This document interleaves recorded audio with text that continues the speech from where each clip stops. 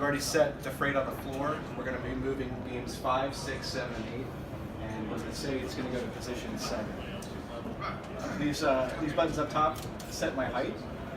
These buttons in the middle set the beam. And then we've got a go button, a stop button. We can home everything, and then we can go into sleep mode and conserve battery power. So we've got our height set, we've got our beam selected. We're going to hit go. All I have to do is move to the next beam. Hit go. All 4 beams are going to drop. While we're in motion, the forklift operator is on the dock to pick up that next set of freight. So he's not wasting time manually adjusting those beams. To do all 19 beams in the trailer automatically takes about 1:10. If you were to do the same thing with a traditional system, it's about 6 or 7 minutes. So while that would never really occur in loading a trailer, just gives you the kind of idea of the efficiencies you're going to get.